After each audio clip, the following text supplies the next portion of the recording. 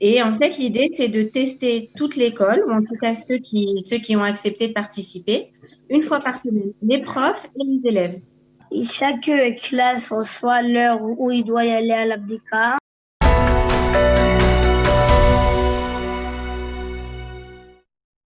Mais pour l'heure et comme promis, le rendez-vous avec cette école tout à fait particulière, un pilote Corona, voilà, se déroule dans cet établissement. C'est Léa Lyon et son fils Elia qui est en Kitadalette.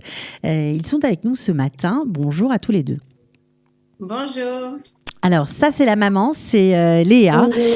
Voilà, alors vous êtes bien sûr en Israël depuis longtemps et vous participez, en tout cas votre fils participe à cette expérience pilote. Et alors il y en a plusieurs dans le pays, 2 dans le nord, 2 dans le centre et 2 dans le sud. Alors comment ça s'organise? Et après on donnera la parole à Elia. Comment ça se déroule quand on arrive à l'école? Qu'est-ce qui se passe? Alors, en fait, ils ont proposé aux parents un pilote. Il fallait qu'il y ait 75% des parents et des élèves qui acceptent de participer pour que le pilote ait lieu à Givat Shmuel. Et en fait, l'idée, c'est de tester toute l'école, ou en tout cas ceux qui ont accepté de participer, une fois par semaine, les profs et les élèves. Alors, on va demander tout de suite à Elia comment ça se passe. Elia, bonjour. Bonjour. Alors, toutes les semaines, on te rentre un petit bâton dans le nez pour vérifier si tu n'as pas le corona. C'est comme ça que ça se passe? Oui, on commence. Et chaque classe reçoit l'heure où il doit y aller à l'abdika, ou quelle est l'abdika. Alors, chaque classe part à son tour à l'abdika. Celui-là, comme on dit, celui-là qui veut participe, celui-là qui veut pas participe pas. Ah, c'est pas obligatoire? C'est pas obligatoire de se faire tester toutes les semaines? Non. Ça marche pas comme ça? Non. Ok, alors Léa, comment... C'est pas obligatoire, il fallait qu'il y ait 60... Ils ne font le pilote que s'il y a, et il reste 75% à peu près des enfants qui se font tester toutes les semaines. Mais c'est à chaque moment, on peut arrêter. C'est-à-dire que on a donné au début notre accord, mais on peut arrêter à chaque moment. C'est vraiment pas obligatoire. Tant que 75% de l'établissement continue à se faire tester. Voilà. Ok, alors comment ça fonctionne? Parce que c'est quand même assez... ok, ça fait mal une fois, ça va, le test, mais c'est quand même compliqué, non, de faire ça toutes les semaines à son fils ou sa fille? Alors, en fait, ce qu'ils ont dit, ils ont vraiment insisté là-dessus, c'est qu'ils ont compris que ça marcherait que si ça faisait pas mal. Donc, ils ont formé le personnel qui le fait de manière à ce qu'il ne fasse pas mal aux enfants. Parce qu'ils ont dit qu'ils sont conscients du fait que si ça fait mal, ben, ça serait fait une seule fois et puis après, plus personne ne voudrait le faire. Donc, ils ont vraiment insisté là-dessus. Alors, on va dire que ça te fait pas mal. Vous avez les résultats en combien de temps? Soit le soir même, soit le lendemain. À la fois par la coupe Patrolim, c'est-à-dire que eux ils envoient, on les a par la coupe Patrolim et par l'école. L'école dit voilà, tout le monde était négatif à l'école. Ou il y a une classe où il y avait un enfant qui était positif. Donc on les a le jour même ou le lendemain. Alors, s'il y a une classe où il y a un enfant positif, tout l'établissement ne ferme pas. C'est simplement cette classe-là qui est mise à l'écart? Exactement. Mais pourtant, ils ne jouent pas ensemble dans la cour? Est-ce que vous jouez ensemble dans la cour, Elia? Je ne sais pas, mais je pense que même dans une école normale, quand il y a un enfant qui est dans mais que la classe en bidouille, je pense. Je pense pas que ce soit toute l'école, même de manière générale. Non, c'est que la classe. C'est que la classe. Est-ce que tu joues c'est arrivé de jouer avec des enfants qui ont été testés positifs, qui ont eu le corona, ou en tout cas, c'est arrivé? Est-ce que vous jouez tous ensemble ou vous jouez seulement classe par classe?